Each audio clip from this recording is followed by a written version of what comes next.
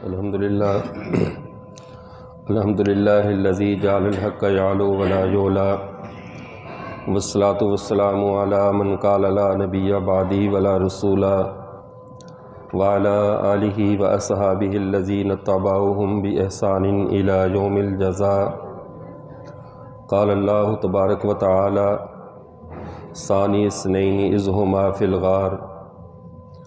وقال النبی صلی اللہ علیہ وسلم لو کنت متخذا خلیلا لاتخذت ابوبکر خلیلا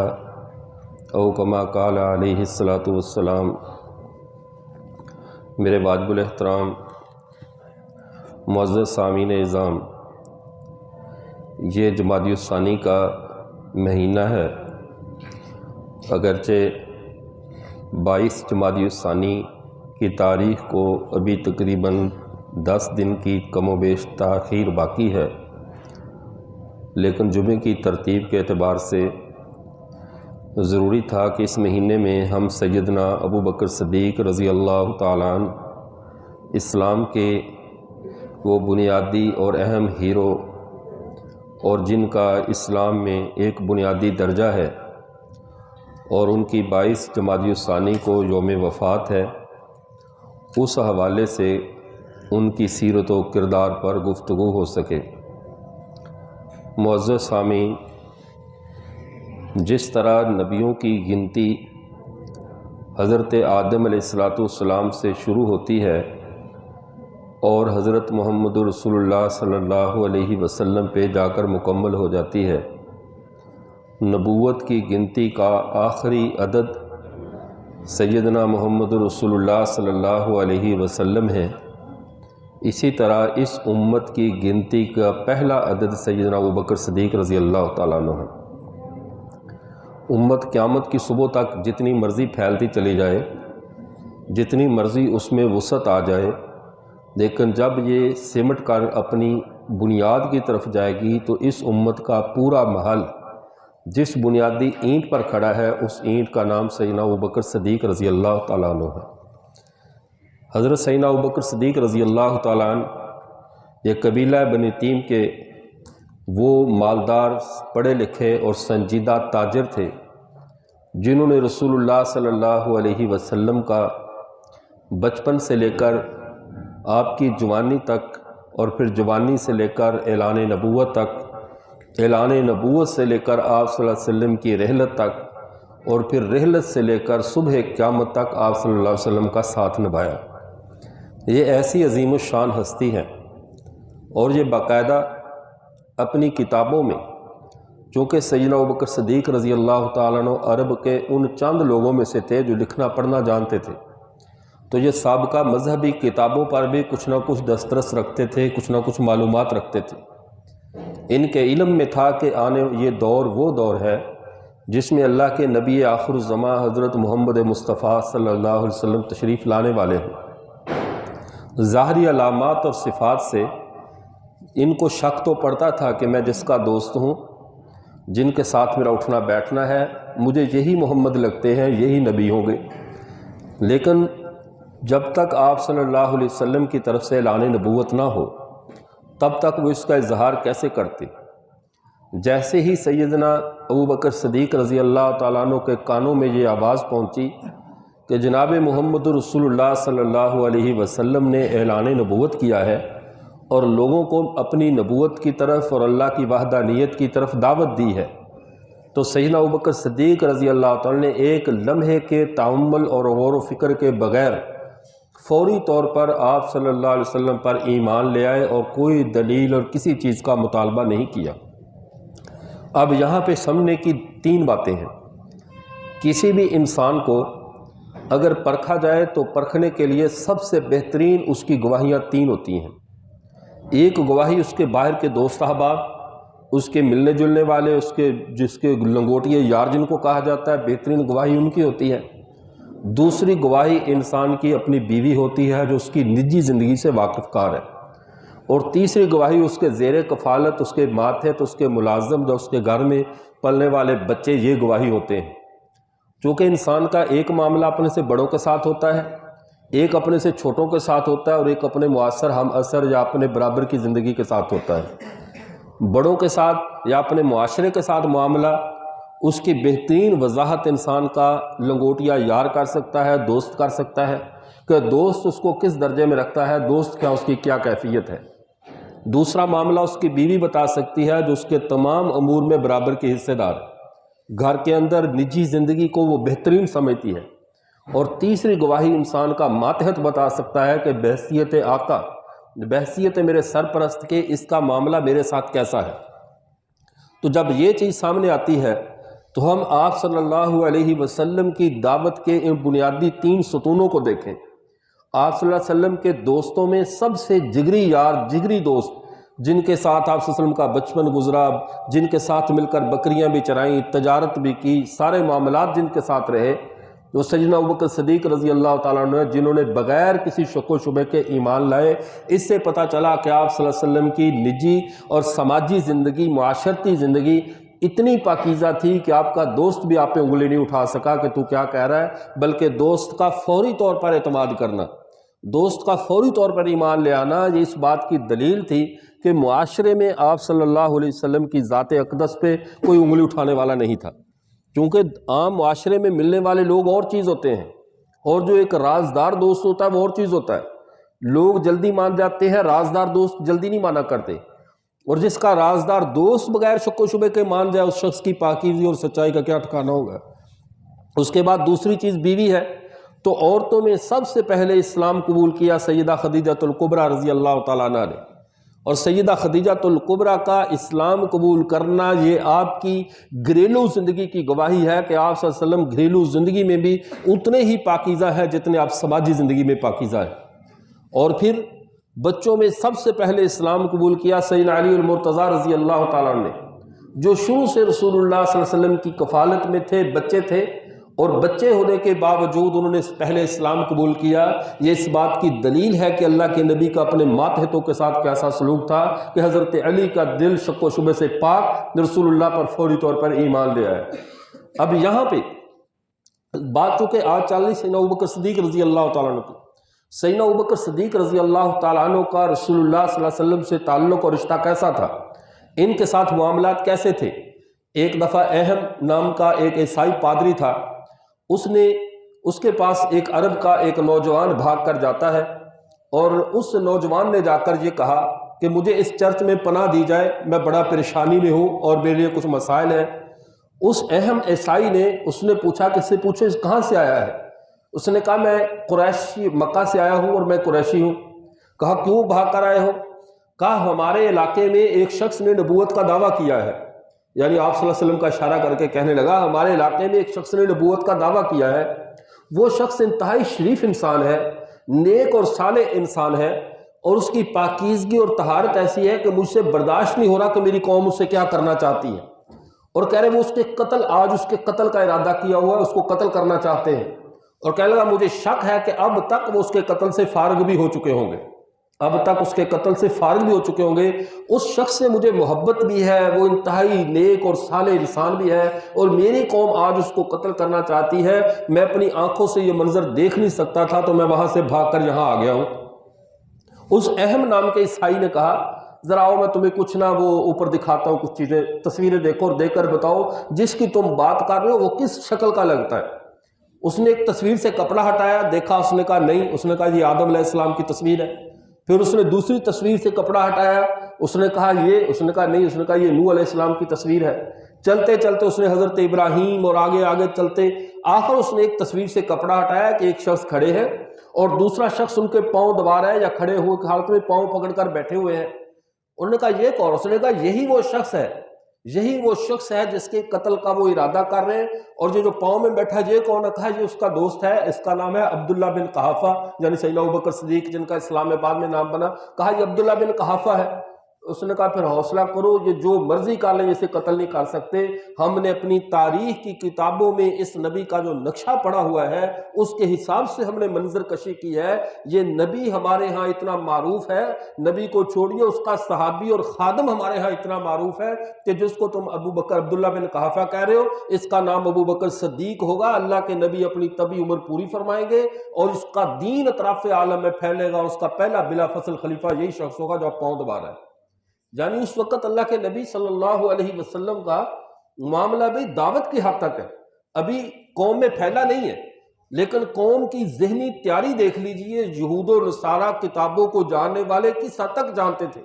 اللہ نے قرآن پاک میں اسی کہا یعرفونہ کما یعرفون ابناءہم،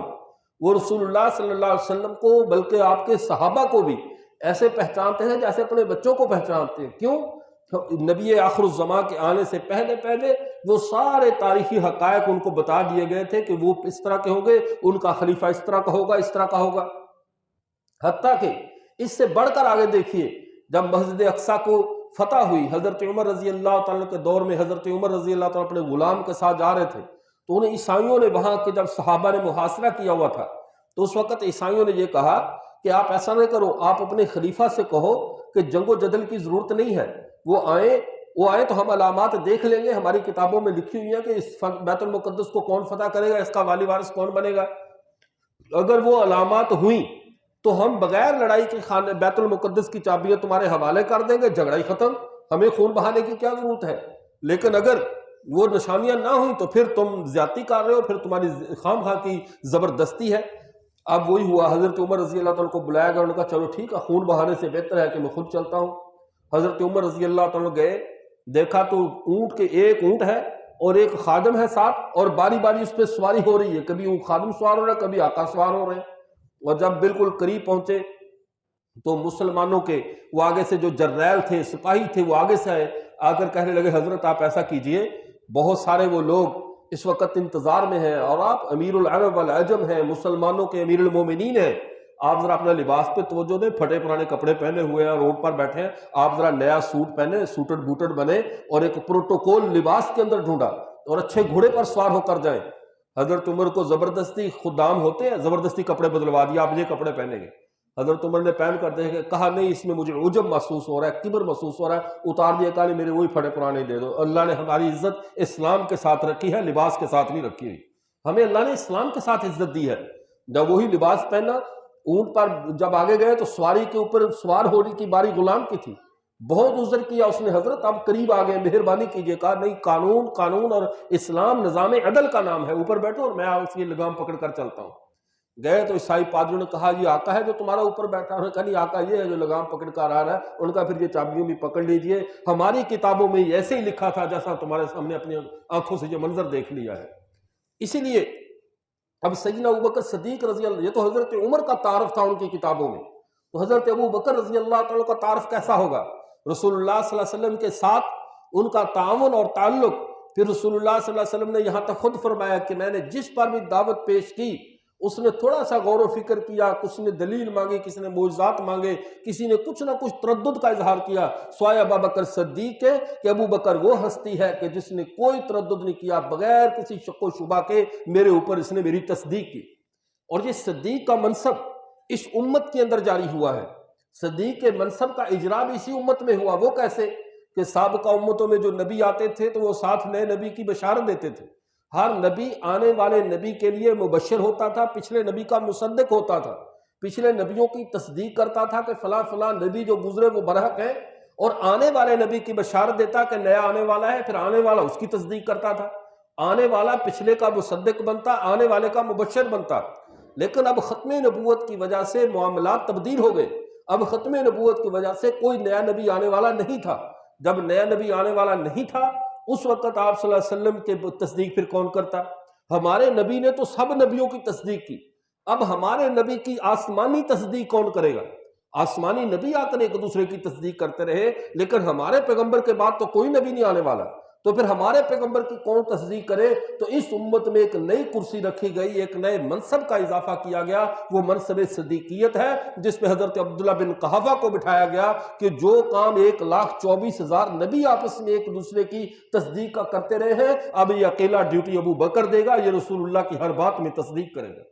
وَبَشِّرْ بِرَسُولٍ يَأْتِي مِن بَعْدِهِ اسْمُهُ احمد، حضرت عیسیٰ بشارت دے رہے احمد آئے گا، اور رسول اللہ صلی اللہ علیہ وسلم کہہ رہے میرے بعد کوئی نہیں آئے گا، اب میرے بعد اگر کوئی ہے تو ابو بکر صدیق ہے، اور جو رسول اللہ صلی اللہ علیہ وسلم کی ہر بات میں تصدیق کرے گا۔ حضرت ابو بکر کا خمیر ہی رسول اللہ صلی اللہ علیہ وسلم کی تصدیق سے اٹھا تھا، جو کہتے ہیں اس بندے کی مٹی کا خمیر ہی وہاں سے اٹھایا گیا ہے۔ سیدنا ابوبکر صدیق رضی اللہ تعالیٰ عنہ وہ صحابی رسول ہیں جن کے جسم کا خمیر ہی اللہ تعالیٰ نے رسول اللہ صلی اللہ علیہ وسلم کی ہر بات کے ماننے سے اٹھایا تھا۔ جیسے ایک آئینہ ہوتا ہے، آئینہ کب روشن ہوتا ہے؟ جب اس کے سامنے روشنی کی جائے، جب اس کے سامنے چراغ کیا جائے آئینہ چمک اٹھتا ہے۔ ابو بکر کا دل اللہ نے ابو بکر کا وجود ایسا بنایا تھا، ادھر سے نور نبوت چمکا نہیں اور ابو بکر کا سینہ روشن ہوا نہیں۔ اتنا جلدی ابو بکر روشن ہوتے تھے، اتنی جلدی۔ اور پھر آپ جانتے ہیں سورج کی روشنی، سورج روشن کرتا ہے پورے زمانے کو، اس کی روشنی بالقوہ ہے، اپنی ذات کے اندر وہ روشن ہے، اور چاند کی روشنی اس کے پیچھے ہے، چاند اس کے پیچھے روشن ہوتا ہے، چاند اس سے روشنی لے کر روشن ہوتا ہے۔ اللہ نے بھی قرآن پاک میں کہا والشمس وضحاها والقمر اذا تلاها، پہلے سورج، جب تک سورج کی چمک ہے ابو بکر نظر بھی نہیں آئے گا، اور جب سورج غروب ہوگا پھر چاند اس کے پیچھے آئے گا، قمر اذا تلاها، اور چاند پھر اس کے پیچھے اس کے نقش قدم پہ آئے گا۔ جب رسول اللہ صلی اللہ علیہ وسلم کی نبوت کا سورج جب تک چمکتا رہا، ابو بکر کی کوئی رائے ایسی نہیں آئی کہ رسول اللہ کی رائے کے سامنے ہو۔ آپ نے دیکھا ہوگا، کتب سیرت میں پڑھا ہوگا کہ سیدنا عمر رضی اللہ تعالیٰ نے 27 مقامات پر، بعض محدثین نے 14 کہا، بعض نے کم و بیش، بعض نے 27 مقامات کہا، 27 مقامات پر سیدنا عمر رضی اللہ تعالیٰ کی رائے رسول اللہ صلی اللہ علیہ وسلم اور صحابہ کی رائے کے الٹ تھی، برعکس تھی، دوسری رائے تھی۔ اللہ نے 27 بار حضرت عمر کی تائید میں قرآن اتارا، لیکن آپ حیران ہوں گے ابو بکر صدیق کی تائید میں ایک بار بھی قرآن نہیں اترا۔ ابو بکر کی تائید میں کیوں نہیں اترا؟ اس لیے کہ ابو بکر کی اپنی کوئی رائے تھی ہی نہیں، ابو بکر کا اپنا کوئی مزاج تھا ہی نہیں۔ ابو بکر ذات رسول میں اتنا فنا تھا، جو رسول اللہ نے کہا وہی ابو بکر نے کہا، جو رسول اللہ صلی اللہ علیہ وسلم نے سوچا وہی حضرت ابو بکر نے سوچا۔ اس لیے ہمارے علماء فرماتے ہیں، کہتے ہیں کہ حضرت عمر رضی اللہ تعالیٰ کی ذات یہ ذات خدا میں فنا تھی، اور حضرت ابو بکر کی ذات یہ ذات مصطفیٰ میں فنا تھی۔ حضرت ابو بکر فنا فی الرسول تھے، جس طرح حضرت عمر رضی اللہ تعالیٰ فنا فی اللہ تھے۔ حضرت عمر کا ہر فیصلہ، اس لیے علماء کہتے ہیں، یہ علماء ایک ہوتا ہے مجتہد اور ایک ہوتا ہے محدث۔ مجتہد کس کو کہتے ہیں؟ کہ جو نبی کی شریعت کے اندر سب سے اونچا اڑنے والا شہباز ہو، نبی کی شریعت کو سب سے زیادہ جاننے والا ہو، اسے مجتہد کہتے ہیں، اور جو اللہ کے ارادوں کو سب سے زیادہ جاننے والا ہو اسے محدث کہتے ہیں۔ اللہ کے نبی صلی اللہ علیہ وسلم نے فرمایا لَقَدْ كَانَ فِي مَا قَبْلَكُم مِّنَ الْأُمَمِ مُحَدَّثُونَ، جو پہلی امتیں گزری ان میں محدث ہوا کرتے تھے۔ محدث کہتے ہیں جو نبی نہیں ہوتا لیکن اللہ سے باتیں کرتا ہے، نبی نہیں ہوتا لیکن اللہ سے ہم کلامی کرتا ہے، اللہ سے بات چیت اس کی ایسے چل رہی ہوتی ہے جیسے دوستوں میں بات چیت چلتی ہے، اسے محدث کہتے ہیں۔ فرمایا ان کان فی امتی فان یکن فی امتی فہو عمر بن الخطاب، اگر میری امت میں کوئی محدث ہے تو عمر بن الخطاب ہے۔ اس لیے کہتے ہیں حضرت عمر رضی اللہ تعالیٰ کہا کرتے تھے کہ میں حالت نماز کے اندر لشکروں کی ترتیب دے لیتا ہوں۔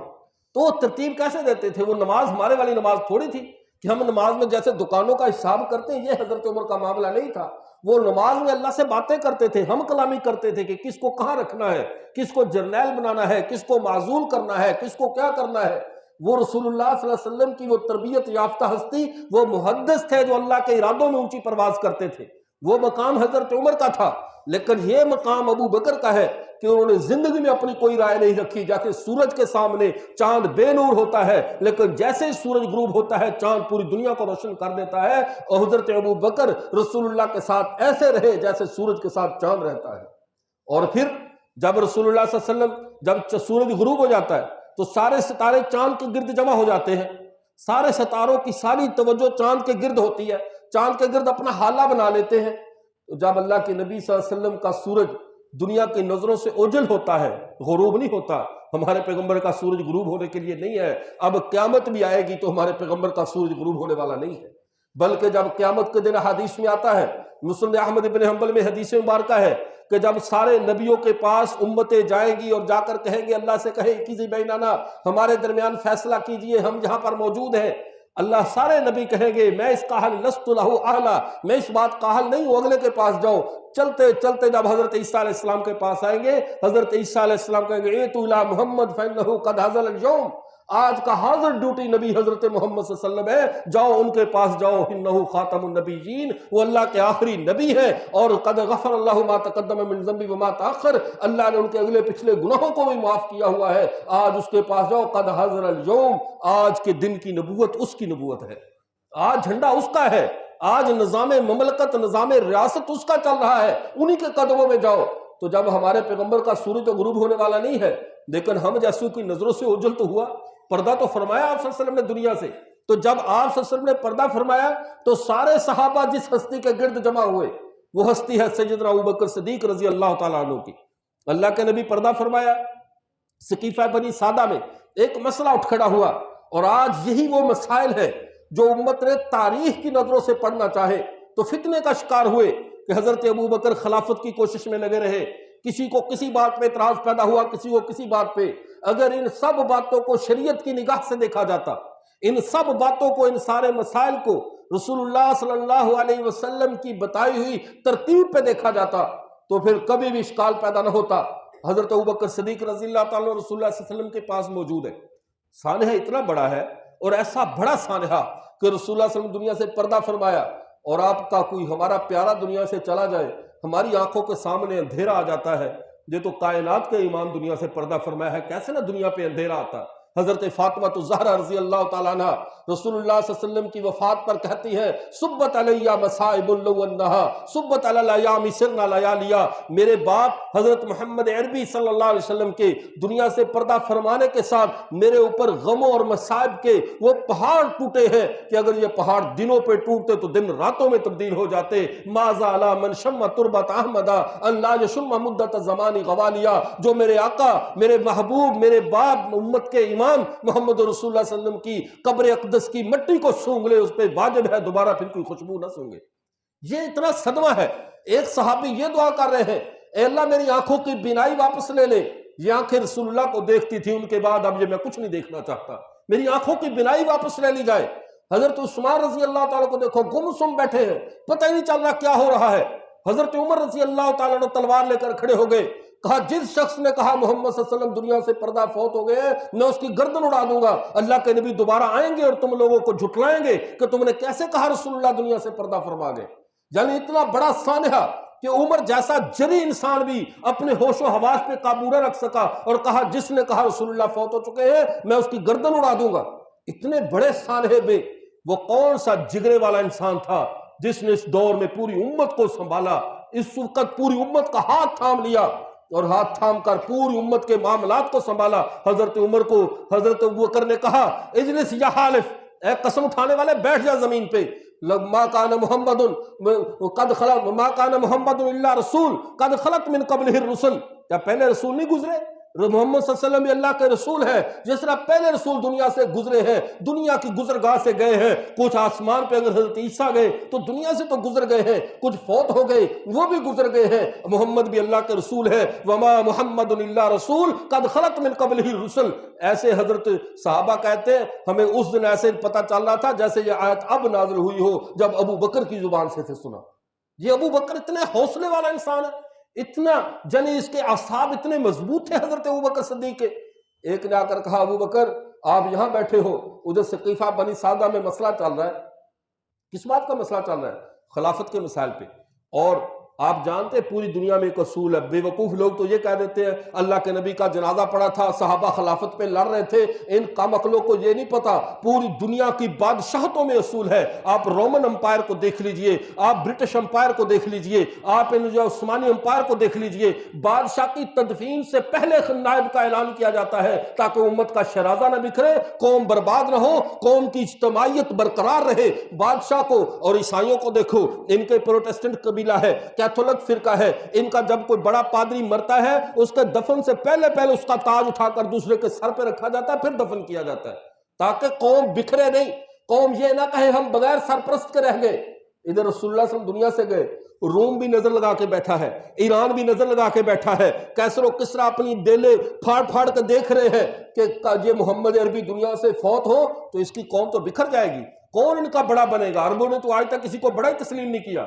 ان کی امید غلط بھی نہیں تھی، امید ان کی اس اعتبار سے ٹھیک تھی کہ عرب وہ قوم تھے جنہوں نے آج تک کسی کی حاکمیت کو تسلیم نہیں کیا تھا، یہ ایسے آزاد خیال، ایسے احرار لوگ تھے۔ اور یہی وجہ ہے کہ جب ایران کے اندر حضرات صحابہ فتوحات کرتے آئے تو انہوں نے اسلام کا تعارف کس طرح کروایا تھا؟ حضرت عمر بن سعد رضی اللہ تعالیٰ نے کہا تھا اللہ ابتعثنا لنخرج العباد من عبادت العباد الى عبادت رب العباد، ہمیں اللہ نے اس لیے مبعوث کیا ہے، ہم محمد کے سپاہی اس لیے دنیا میں آئے ہیں کہ بندوں کو بندوں کی غلامی سے نکال کر بندوں کے رب کی غلامی میں لے جائیں، وَمِن جَوْرِ الْأَدْيَانِ إِلَىٰ عَدْلِ الْإِسْلَامِ، دنیا کے دینوں کے جبر سے نکال کر اسلام کے عدل میں لے آئیں، وَمِن جَوْرِ الدُّنْيَا إِلَىٰ وَمِن ضَيْقِ الدُّنْيَا إِلَىٰ سَعَتِهَا، ہم دنیا کے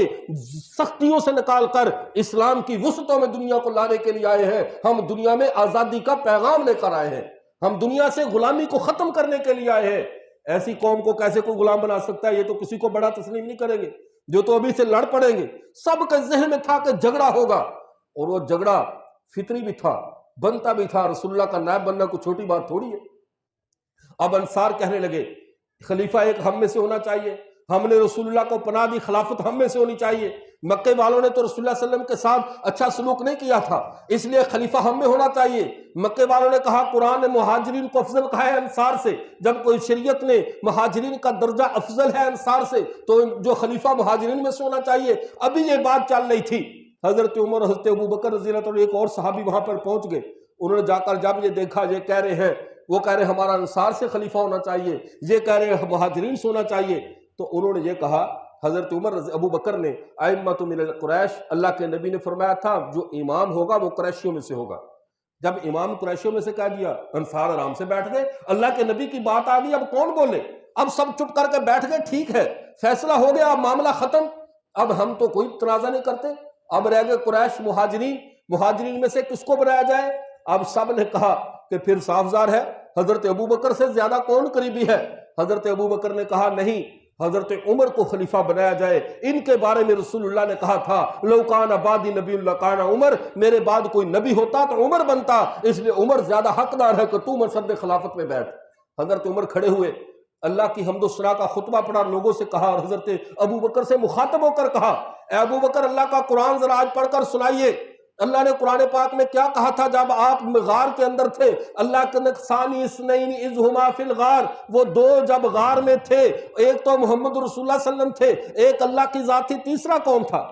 حضرت عمر نے فرمایا وہ تو میں ہی ہوں۔ فرمایا جب اللہ نے قرآن میں رسول اللہ کے بعد آپ کا درجہ ذکر کیا ہے تو اب پوری امت آپ سے آگے نہیں بڑھ سکتی، اللہ نے تمہیں رسول اللہ کا ثانی کہا ہے، رسول اللہ کے دوسرے نمبر پہ آپ کا نام رکھا ہے، ثانی اثنین اذ ہما فی الغار۔ اور اس وقت کو یاد کرو جب اللہ کے نبی نے تمہیں کہا تھا لا تحزن ان اللہ معنا، ڈرو مت ہمارا اللہ ہمارے ساتھ ہے، ایک اللہ تھا، ایک رسول اللہ تھے، تیسرا کون تھا؟ سب صحابہ نے کہا ابو بکر تھا۔ کہا جب اللہ کے اس کا درجہ تو قرآن سے ثابت ہے کہ اللہ کے نبی کے بعد اگر امت میں کسی کا منصب ہے تو ابو بکر کا ہے، اور ہاتھ بڑھا کر ابو بکر کے ہاتھ میں بیعت کی، سب صحابہ ایسے گرد جمع ہو کر بیعت کرنے لگے جیسے چاند کے گرد ستارے جمع ہو جاتے ہیں،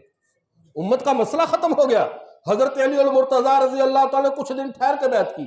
وہ ٹھہر کے بیعت کرنے کا یہ مطلب نہیں تھا کہ ان کو کوئی اعتراض تھا ابو بکر کی خلافت پہ، اگر ابو بکر کی خلافت پہ اعتراض ہوتا تو جو جس کی خلافت قابل قبول نہ ہو اس کے پیچھے کوئی نمازیں پڑھتا ہے؟ ان دنوں نمازیں حضرت علی کہاں پڑھتے رہے؟ حضرت علی المرتضیٰ رضی اللہ تعالیٰ نمازیں مسجد نبوی میں پڑھتے رہے، لیکن حضرت علی گھر کے داماد بھی تو تھے، رسول اللہ کی بیٹی ان کے گھر میں تھی، گھر میں آپ صلی اللہ علیہ وسلم کے جو بھی معاملات تھے، صدمات تھے، مہمانوں کی آمد و رفت تھی، وہ تو حضرت علی نے دیکھنی تھی، حضرت علی وہاں مصروف تھے، لیکن خلافت کا اور بیعت کا اس طرف دھیان نہیں گیا۔ حضرت ابوبکر نے پوچھا علی کیا تو بیعت نہیں کرے گا؟ فوراً اٹھ کے بیعت کر لی، وہاں تو تنازع تھا ہی نہیں۔ لیکن ہمارے اس قوم کو، ہمارے لوگوں کو کون سمجھائے جو کہتے وہ زبردستی حضرت ابوبکر اور صحابہ نے خلافت پہ قبضہ کر لیا تھا؟ ہم پوچھتے ہیں کہ ذرا یہ تو بتاؤ، اگر اللہ نے آپ کو فہم و فراست دی ہے، حضرت حسین رضی اللہ تعالیٰ عنہ حضرت علی کے بیٹے ہیں، حضرت علی المرتضیٰ کے بیٹے ہیں، ان کی ایمانی غیرت اس درجے کی ہے کہ یزید کو حق پہ نہیں سمجھا تو بیعت نہیں کی، ان کے ہاتھ میں ہاتھ نہیں دیا، شہید ہونے کو پسند کیا۔ لیکن کیا حضرت علی رضی اللہ تعالیٰ عنہ میں خود اتنی اہمیت نہیں تھی کہ انہوں نے ابو بکر کو حق پہ نہیں سمجھا پھر بھی بیعت کر لی؟ جب تک حضرت علی نے ان کو حق پہ سمجھا، ابو بکر کی بیعت کی، حق پہ سمجھا عمر کی بیعت کی، حق پہ سمجھا عثمان کی بیعت کی، اور یزید کو حق پہ نہیں سمجھا تو حسین نے بیعت نہیں کی۔ یہ تو سیدھی سیدھی سچائی ہے۔ علی کا خاندان کبھی 2 نمبر کے ہاتھوں میں ہاتھ نہیں دیتا۔ کبھی سیدنا علی المرتضیٰ کا خون ہو، جس کا خون آگے جا کر ایک فاسق و فاجر کے ہاتھ میں ہاتھ نہیں دیتا، بیعت نہیں کرتا، ان کا باپ کیسے کسی 2 نمبر کے ہاتھ میں بیعت کر سکتا ہے؟ اس سے پتا چلا خلافت بالکل برحق تھی، حضرت ابو بکر کی بھی، حضرت عمر کی بھی، عثمان کی بھی، اور علی المرتضیٰ رضی اللہ تعالیٰ عنہ کو بھی۔ آگے چلیے، حضرت ابو بکر صدیق رضی اللہ تعالیٰ عنہ، ان کا مقام کیا تھا؟ مشرکین مکہ بھی جانتے تھے کہ رسول اللہ کے بعد نیابت کس کے پاس ہے۔ جب جنگ خندق احد میں یہ معاملہ پیش آیا کہ ایک فضا بن گئی کہ رسول اللہ صلی اللہ علیہ وسلم شہید کر دیے گئے، اس وقت ابو سفیان نے آواز لگا کر کہا این المحمد، کیا محمد ہے؟ آپ صلی اللہ علیہ وسلم نے صحابہ سے کہا کوئی جواب نہ دو، اس کو خاموش ہو جاؤ۔ محمد ہے؟ پوچھا بار بار، اس نے کہا محمد، تو پھر شہید ہو گئے۔ پھر فوراً کہا ابو بکر ہے، یعنی وہ بھی سمجھتے تھے کہ محمد کے بعد اگر کوئی قوم کو، امت کو سنبھال سکتا ہے تو ابو بکر سنبھال سکتا ہے۔ اگر محمد صلی اللہ علیہ وسلم شہید ہو گئے ہیں، ابو بکر زندہ ہیں، تو چلو آج ان کا بھی کام صاف کر دیا جائے، انہیں بھی شہید کر دیا جائے تاکہ امت محمدیہ بکھر جائے۔ اللہ کے نبی نے فرمایا جواب نہ دو، خاموش ہو جاؤ۔ اور انہوں نے پھر کہا، اس نے کہا کیا عمر ہے؟ یعنی ابو سفیان بھی جانتا تھا کہ اللہ کے نبی کے بعد اگر کوئی امت کو سنبھال سکتا ہے تو ابو بکر ہے، پھر اس کے بعد عمر ہے۔ انہوں نے کہا عمر ہے، وہ خاموش رہے، کچھ نہ بولنا۔ اللہ کے نبی نے منع تو کر دیا تھا، نہ بتاؤ، ابھی ہمارے حالات ایسے ہیں، جنگ کا نقشہ بدل چکا ہے۔ جب یہ کہا تو اگلی بات کیا ہوئی؟ اس نے کہا اول حبل واللات، حبل اور لات بلند ہو گئے۔ آج حبل کا، ان کے بتوں کا نام لیا، وہ بلند ہو گئے۔ آج لات کا نام بلند ہو گیا، عزا کا نام بلند ہو گیا، فلاں فلاں کا نام بلند ہو گیا۔ جب اپنے بتوں کا نام لیا، اب حضرت عمر کو سے نہ رہا گیا، کھڑے ہو کر کہا اللہ اعلیٰ و جل و تم و اکبر۔ اب نہیں رہا گیا، ڈنکے کی چوٹ پہ کہا کن کا نام بلند کر رہا ہے؟ اللہ کا نام اونچا ہے، محمد بھی زندہ ہے، ہم بھی زندہ ہے، سارے میدان میں ہیں، تو کس غلط فہمی کا شکار ہے؟ اب بات اس سے سمجھیے کہ رسول اللہ صلی اللہ علیہ وسلم کے بعد کفار بھی سمجھتے تھے امت کو سنبھالنے والا ابو بکر ہے۔ اس لیے سیدنا علی المرتضیٰ رضی اللہ تعالیٰ فرمایا کرتے تھے میدان جنگ میں سب سے مشکل مرحلہ وہ ہوتا تھا کہ ابو بکر کے گھٹنے کے ساتھ گھٹنا ملا کر کون لڑ سکتا ہے۔ ابو بکر ایسی جگہ پہ ہوتے تھے کہ جہاں پہ کوئی بڑے بڑے دل گردے والے بھی کھڑے نہیں ہو سکتے تھے، ابو بکر ایسی جگہ پہ کھڑے ہو کر رسول اللہ کا دفاع کیا کرتے تھے کہ عام آدمی ان کے ساتھ بھی کھڑا نہیں ہو سکتا تھا۔ کہتے جہاں پہ دشمن کی تلواروں کی بھیڑ ہو جاتی تھی، پیچھے ہٹنا پڑتا تھا، جس شخصیت کی، جس جانباز کی لوگ پناہ لیتے تھے وہ ابو بکر ہوا کرتا تھا کہ ابو بکر کا قدم کبھی پیچھے نہیں ہٹا کرتا تھا۔ یہ اس طرح کے جرنیل تھے۔ اور جب آپ صلی اللہ علیہ وسلم نے دنیا سے پردہ فرمایا، اسلام کے اوپر وہ سب سے سخت ترین دور تھا، اور اس وقت ایک مسئلہ یہ بھی پیش آیا جو مسئلہ ایک معروف ہے باغ فدق کا، کہ وہ باغ فدق سیدہ فاطمہ الزہرا رضی اللہ تعالیٰ عنہ رسول اللہ صلی اللہ علیہ وسلم سے کا جو باغ تھا مال فہ میں ملا ہوا۔ مال فہ اس باغ کو کہتے ہیں، اس مال کو کہتے ہیں جو بغیر جنگ کے ملے، آپ صلی اللہ علیہ وسلم کے پاس موجود تھا، اور وہ آپ صلی اللہ علیہ وسلم اپنے اہل و عیال پہ خرچ فرماتے تھے۔ حضرت فاطمہ الزہرا رضی اللہ تعالیٰ نے سیدنا ابوبکر صدیق رضی اللہ تعالیٰ سے پوچھا کیا وہ باغ مجھے وراثت میں ملے گا؟ فرمایا پہلے بات یہ اصول ذہن میں رکھو، میرا، آپ کا، ہم سب کا عقیدہ ہے کہ نہیں کہ اللہ کے نبی صلی اللہ علیہ وسلم زندہ ہے؟ آپ صلی اللہ علیہ وسلم قبر اطہر میں زندہ ہے یا نہیں؟ تو زندوں کی وراثت چلتی ہے۔ تو اور اگلی بات سمجھیے، حضرت ابوبکر صدیق رضی اللہ تعالیٰ آگے حدیث سنائی اور فرمایا کہ نبی کریم صلی اللہ علیہ وسلم نے فرمایا تھا ان الانبیاء لم یورثوا درہما و دینارا، نبی اپنی وراثت میں درہم و دینار اور مال نہیں چھوڑا کرتے، نبیوں کی وراثت علم ہوا کرتی ہے، جو لینا چاہتا ہے وافر مقدار میں لے لے۔ جب علم انبیاء کی وراثت ہے، علماء انبیاء کے وارث ہیں، اب اس وراثت میں کوئی کم لے یا زیادہ لے اس کی خوش بختی اور بدبختی ہے، کم لینے والا بدبخت ہے، کمزور ہے تھوڑا لینے والا، محروم رہنے والا بدبخت ہے، لیکن جس نے زیادہ لیا وہ زیادہ خوش بخت ہے، وہ مقدر کو پا گیا، لیکن جس نے لیا ہی نہ اس نے بدبختی کے راستے پہ چلا۔ لیکن نبی کی وراثت، نبی کا علم ہوا کرتا ہے، اور اللہ کے نبی صلی اللہ علیہ وسلم نے فرمایا ہم درہم و دینار نہیں چھوڑا کرتے۔ سیدہ فاطمہ نے سنا تو واپس آ گئی، مسئلہ واضح ہو گیا، برسر دربار مسئلہ واضح کر دیا کہ نبیوں کے مال میں وراثت جاری نہیں ہوتی، نبیوں کے مال میں وراثت جاری نہیں ہوتی، کیونکہ نبی جو بھی چھوڑے وہ صدقہ ہوتا ہے۔ اللہ کے نبی کل ما ترکناہ فہو صدقہ، جو چیز بھی نبی چھوڑے وہ امت کے لیے صدقہ بن جاتی ہے۔ صدقے کا مال تو آل رسول کے لیے کھانا جائز نہیں ہے، کہ ہے جائز؟ صدقے کا مال کیوں کھانا جائز نہیں ہے؟ صدقہ مالوں کی میل کچیل ہوتا ہے، صدقہ ہمارے مال کو پاک کرتا ہے، یہ میل کچیل ہے۔ نبی کا مبارک خاندان اور ہمارے مالوں کی میل کچیل کھائے؟ ہماری عقل پہ پتھر تو نہیں پڑے ہوئے؟ یہ کیسے ہو سکتا ہے؟ اسی لیے نبی کے خاندان کو، آل رسول کو، اہل بیت کو ان کا درجہ اتنا بلند ہے کہ جب بھی ان کو دیا جاتا ہے عطیہ دیا جاتا ہے، ان کو صدقہ نہیں دیا جاتا۔ صدقہ مالوں کی میل کچیل ہے، اور نبی کا خاندان اتنا پاکیزہ ہے کہ حضرت حسین رضی اللہ تعالیٰ نے ایک دفعہ صدقے کی کھجور منہ میں ڈال لی، اللہ کے نبی نے ہاتھ ڈال کر منہ سے کھجور نکال دی کہ یہ صدقہ ہے، میری آل کے لیے کھانا اس کا جائز نہیں ہے۔ ایسا عظیم الشان نبی، صدقے کا مال مفت کا مال ہوتا ہے۔ اس نبی کی قربانی دیکھیے، امت کے لیے سخاوت دیکھیے۔ صدقے کا مال اپنی اولاد کے لیے نہیں چھوڑا، اپنی امت کے لیے چھوڑا۔ میری امت یہ مفت کا مال لے، لیکن میری اولاد یہ مفت کا مال نہیں کھائے گی۔ جو بڑے ریفارمر بن جاتے ہیں، بڑے بڑے، وہ اپنے خاندان کی پراپرٹیاں بنانے کے چکر میں ہوتے ہیں، میرے خاندان کا زیادہ بن جائے۔ اور ہمارے پیارے پیغمبر صلی اللہ علیہ وسلم کو دیکھیے، کہا مفت کا مال میرے خاندان کو نہیں دینا، یہ میری امت کھائے، یہ نرمی میری امت کی طرف سے ہے۔ حتیٰ کہ اس سے بڑھ کر قربانی کے موقع پہ بھی اللہ کے نبی 2 جانوروں کو ذبح کرتے تھے۔ ایک جانور کہتے میرے اور میری آل کی طرف سے ہے، اور دوسرا میری امت کے ان غریبوں کی طرف سے ہے۔ جو قربانی کے موقع پہ جانور ذبح نہیں کر سکے وہ غربت کی وجہ سے شرمندہ نہ ہو، میں محمد تمہاری طرف سے قربانی کر کے جا رہا ہوں۔ کتنی بڑی سعادت! تو میں عرض کر رہا تھا سیدنا ابوبکر صدیق رضی اللہ تعالیٰ عنہ، انہوں نے وہ امتحان میں پورے اترے، انہوں نے نہیں دیا، اور پھر انہوں نے نہیں بلکہ حضرت عمر کا دور آتا ہے، حضرت عثمان کا دور آتا ہے، حضرت علی مرتضیٰ رضی اللہ تعالیٰ کا دور آتا ہے۔ چاروں خلفاء میں سے کسی نے بھی باغ فدق حضرت فاطمہ کی اولاد کو نہیں دیا، کیونکہ سب کو پتا تھا مسئلہ یہی ہے کہ نبی کے خاندان میں وراثت جاری نہیں ہوتی۔ تو جب انہوں نے کسی نے بھی نہیں دیا، حضرت علی نے بھی نہیں دیا، تو حضرت ابوبکر پہ اعتراض باقی رہتا ہے۔ اگلی بات کو سمجھیے، اب رسول اللہ صلی اللہ علیہ وسلم کے خاندان سے ان کا تعلق ایسا تھا۔ سیدہ فاطمہ الزہرا رضی اللہ تعالی عنہ کا آخری وقت آتا ہے، حضرت فاطمہ بنت امیس رضی اللہ تعالی عنہ حضرت ابوبکر کی اہلیہ ہے، وہ مستقل سیدنا فاطمہ الزہرا کی خدمت میں مشغول ہے۔ حضرت فاطمہ کی وفات کے بعد غسل دیا تو ابوبکر کی بیوی حضرت فاطمہ بنت امیس رضی اللہ تعالی اسماء بنت امیس رضی اللہ تعالی عنہ یہ جا کر حضرت فاطمہ الزہرا کو غسل دے رہی ہیں۔ اب بتلائیے کتنا ان کے خاندانوں کا آپس میں قریبی تعلق تھا۔ حتیٰ کہ حضرت علی مرتضیٰ رضی اللہ تعالیٰ سے کسی نے پوچھا، ایسے شرارتی کسی نے سوال کیا، کسی خارجی نے یا کسی نے، کہنے لگا ہمیں سمجھ میں نہیں آتا،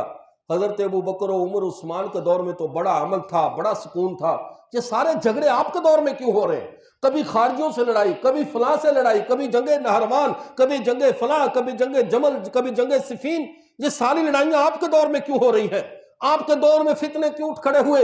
حضرت علی المرتضیٰ رضی اللہ تعالیٰ نے بڑا پیارا جواب دیا، کہا اس لیے کہ پہلے 3 خلیفوں کے بشیر ہم تھے تو امن تھا، ہمارے بشیر تم بنے ہو تو دنیا میں بدامنی پیدا ہوگی، ہمارے مشورے دینے والے تم لوگ ہو، یہ وجہ ہے اصل بدامنی کی۔ تو میں عرض کر رہا تھا اسلام پہ سب سے زیادہ، وقت زیادہ ہوگا تو برداشت کر لیں گے 2-4 منٹ؟ جی اچھا جی، جزاک اللہ۔ میں نے کہا خوشی سے نا، ویسے بھی مہینے بعد ہی آپ کی زیارت ہوتی ہے، تو چلو ذرا زیادہ دیر زیارت ہو جائے آپ کی، تھوڑا سا آگے ہو جائے، پیچھے والے ساتھی باہر کھڑے ہوئے ان کو بیٹھنے کی جگہ دیں، تھوڑا آگے ہو جائے، جزاکم اللہ۔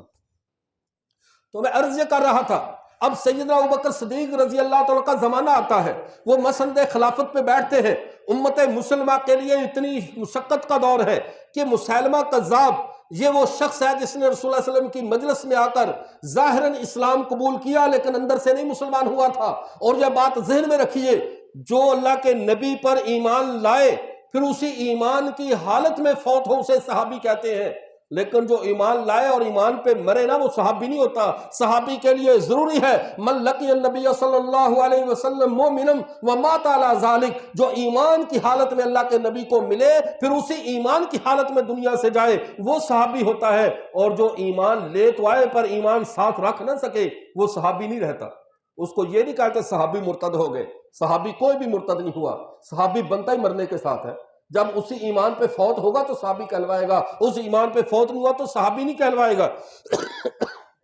اب اس مسیلمہ کذاب کا فتنہ اٹھا، اس مسیلمہ کذاب کے مقابلے میں لشکروں کی روانگی ہوتی ہے، اور حضرت اسامہ بن زید کا لشکر رسول اللہ صلی اللہ علیہ وسلم نے اپنی زندگی میں تشکیل دیا، اور جب آپ صلی اللہ علیہ وسلم کے پردہ فرما لیا تو لوگوں نے مشورہ دیا ہے امیر المومنین اے خلیفہ رسول، اس وقت بڑے بڑے حالات تنگ ہو گئے ہیں، اللہ کے نبی نے پردہ فرما لیا ہے، ادھر سے کیسر و کسریٰ مدینے پہ نظریں جمائے بیٹھے ہیں، اتنے شدید ترین حالات ہیں، اب اس لشکر کو روک لو، روانہ نہ کرو۔ فرمایا نہیں، جس لشکر کی گرہیں رسول اللہ نے باندھ دی ہے وہ میں نہیں کھول سکتا، وہ میدان جنگ میں جا کر کھلے گی، یہ لشکر ہر حال میں روانہ ہوگا۔ اور بعض روایت میں یوں آتا ہے اگر مدینے کے اندر کتے ہماری ازواج کو گلیوں میں گھسیٹیں اور یہاں پہ ہماری عزت و آبرو بھی محفوظ نہ رہے تو مفہوم یہ ہے میں تب بھی اس لشکر کو نہیں روکوں گا جس لشکر کو رسول اللہ نے روانہ کیا ہے، یہ ہر حال میں پہنچے گا۔ ایسا حوصلے والا انسان، ایسا جرأت و شجاعت والا انسان۔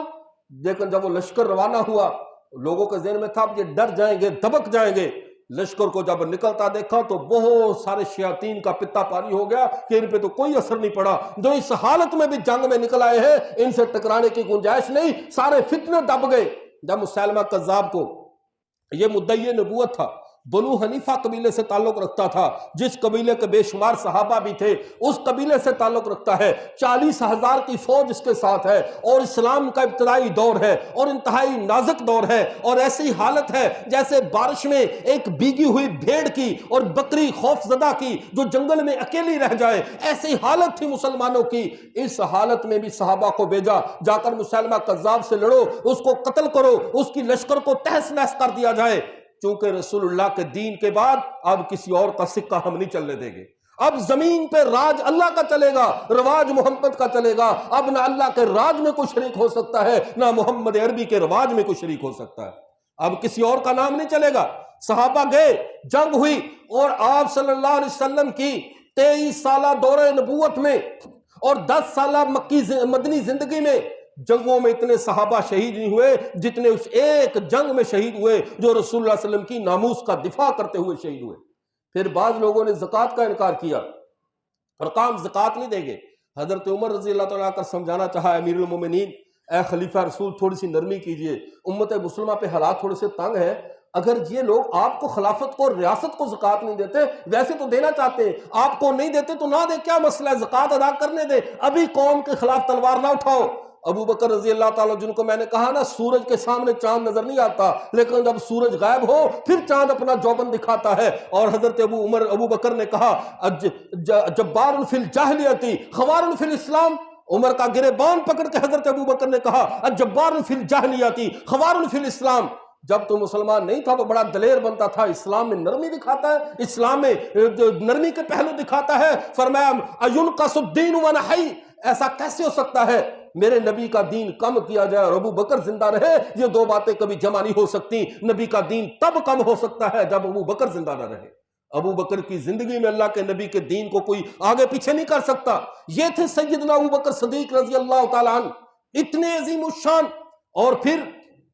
اس سے پڑھ کر ان کی سب سے بڑی خدمت جو انہوں نے کتاب اللہ کو محفوظ کیا، ان کے مخطوطات کو جمع کیا، صحابہ کے پاس بکھرے بکھرے قرآن پاک کے نسخے اور آیات تھیں، ان کو جمع کر کے کتابی شکل میں مرتب کیا سیدنا ابوبکر صدیق رضی اللہ تعالیٰ عنہ نے، پھر اس کو تراویح میں تلاوت میں زندہ کیا حضرت عمر رضی اللہ تعالیٰ نے، اس کو باقاعدہ اقالیم عالم میں پوری دنیا کے 7 اقلیموں میں اس کو نشر کیا، سرکاری نسخے کے طور پہ اس کی نشر و اشاعت کی حضرت عثمان غنی رضی اللہ تعالیٰ نے، اور خارجی جب قرآن کا معنی بدلنے لگے تلوار لے کر جانیں دے کر اس کے معنی کی حفاظت کی تو سیدنا علی المرتضیٰ رضی اللہ تعالیٰ نے کی۔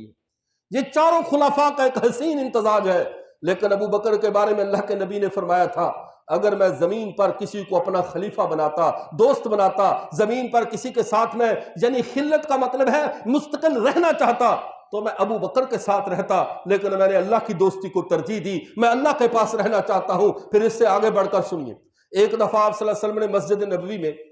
خطبہ دیتے ہوئے کہا ایک شخص کا حال کیسا ہے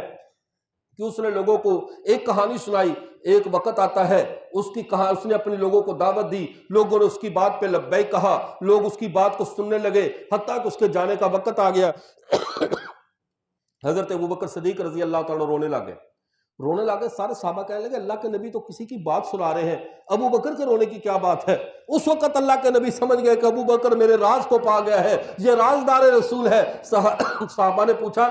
ابو بکر رونے والی کون سی بات تھی اس میں؟ کہا تم نہیں سمجھ رہے اللہ کے نبی ذہنی طور پہ ہمیں تیار کر رہے ہیں کہ میرے جانے کا وقت آ چکا ہے، اللہ کے نبی ہمیں تیار کر رہے ہیں، اور مجھ سے یہ غم برداشت نہیں ہو رہا کہ اللہ کے نبی اپنے جانے کی خبر دے رہے ہیں۔ جب سورہ اذا جاء نصر اللہ والفتح ورأیت الناس يدخلون فی دین اللہ افواجا یہ سورت اترتی ہے، ابو بکر پھر رونے لگے۔ حضرت عمر نے کہا اے ابو بکر رونے والی وجہ کیا ہے، آج کیوں رو رہے ہو، یہ تو اللہ فتح کی خبر سنا رہے ہیں۔ کہا تم فتح کی خبر سن رہے ہو، میں اللہ کے نبی کے جانے کی خبر سن رہا ہوں۔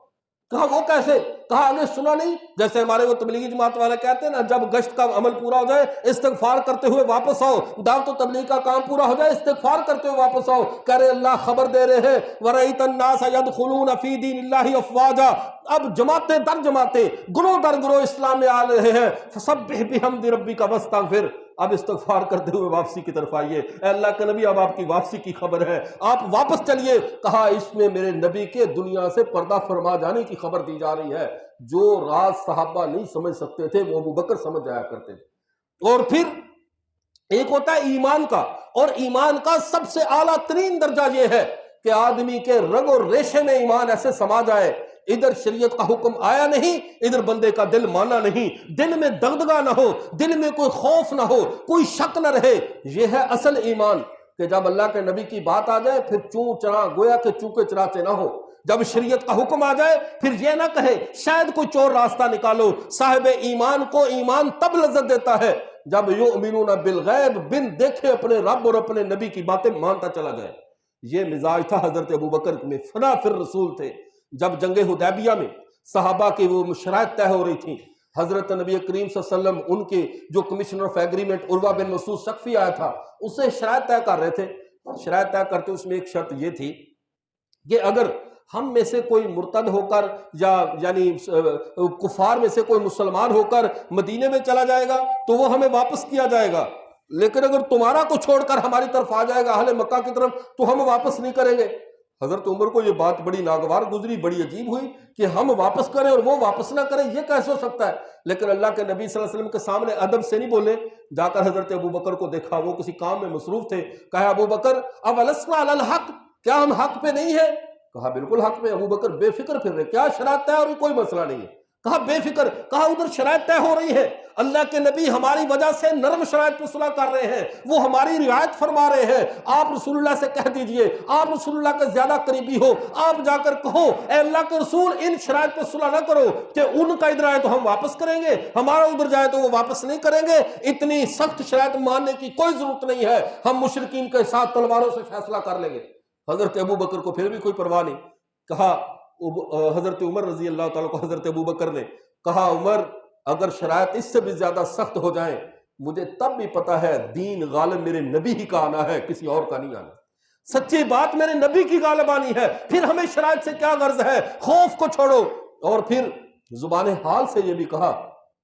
کیا ہم میں کوئی ایسا ہے جو ہمارے نبی کو چھوڑ کر چلا جائے؟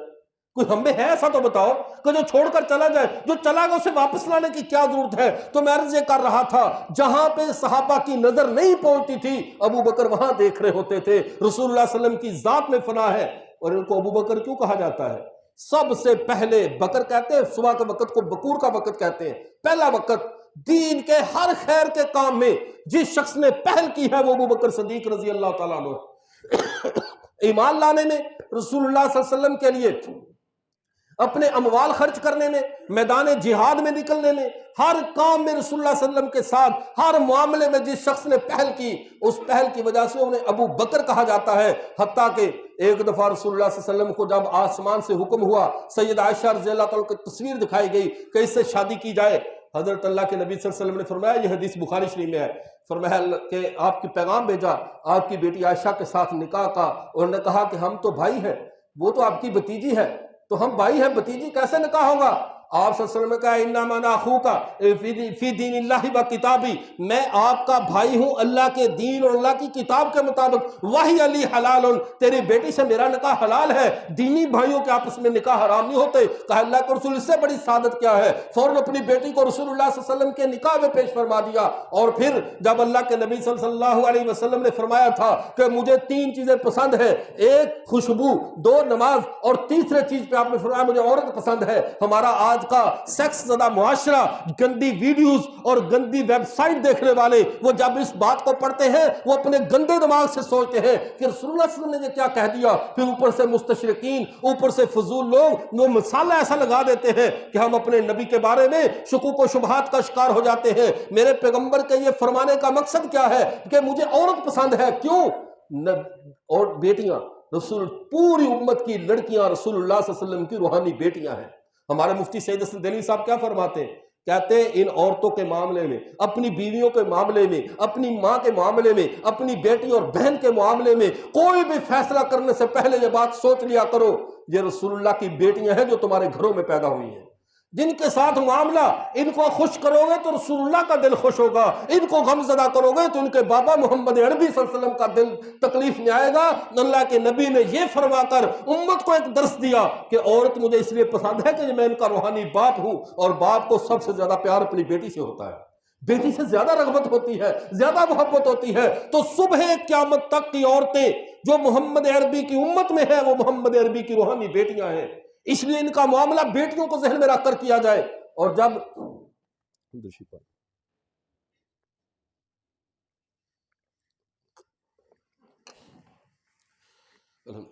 تو میں عرض کر رہا تھا، جب سیدنا ابوبکر صدیق سے پوچھا ابو بکر آپ کی بھی کوئی چیز پسند ہے؟ ابو بکر کی اپنی پسند تھی نہیں، میں نے شروع میں کہا ابو بکر نے اپنی کوئی پسند رکھی نہیں تھی، ہر پسند، ہر خوشی، ہر غمی، ہر بات رسول اللہ کی ذات سے وابستہ تھی۔ کہے اللہ کے رسول میری بھی 3 چیزیں پسند ہے۔ کہا کیا؟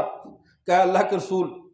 مال میرا ہو اور خرچ کرنے والے ہاتھ آپ کے ہوں، میں مال لاتا رہوں آپ خرچ کرتے رہے، میری ایک تو یہ تمنا ہے۔ کہا دوسری؟ کہ اللہ کے رسول میری بیٹیاں ہوں، میری بیٹی آپ کے نکاح میں آئے، وہ فوت ہو جائے پھر آ جائے، میری بیٹیاں ہوں، میں یکے بعد دیگرے آپ کے نکاح میں دیتا رہوں، میرا آپ سے رشتہ جڑا رہے۔ کہا پھر؟ فرمایا تیسری اللہ کے رسول خواہش یہ ہے آنکھیں میری ہوں اور چہرہ آپ کا ہو، بس میں اسے دیکھتا رہوں، یہ ابو بکر کی خواہش ہے۔ یعنی ایک بھی خواہش ایسی نہیں ہے جس میں ابو بکر کا کوئی دنیاوی یا ذاتی مفاد وابستہ ہو، ہر بات وابستہ ہے رسول اللہ صلی اللہ علیہ وسلم کی ذات کے ساتھ۔ یہی وجہ ہے صحابہ رسول اللہ کے خاندان سے رشتہ داری بنانے میں بڑے فکر مند رہتے تھے، چونکہ رسول اللہ صلی اللہ علیہ وسلم نے فرمایا تھا قیامت کے قریب ساری رشتہ داریاں ٹوٹ جائیں گی، سارے رشتے ختم ہو جائیں گے، الا سب حسبی و نسبی، لیکن میرا رشتہ باقی رہے گا، میرے خاندان کے رشتے نہیں ٹوٹیں گے، باقی ہر ایک کے رشتے ختم ہو جائیں گے۔ اس لیے ابو بکر و عمر نے اپنی بیٹیاں رسول اللہ کے نکاح میں دے دی کہ ہمارا رشتہ رسول اللہ سے باقی رہے۔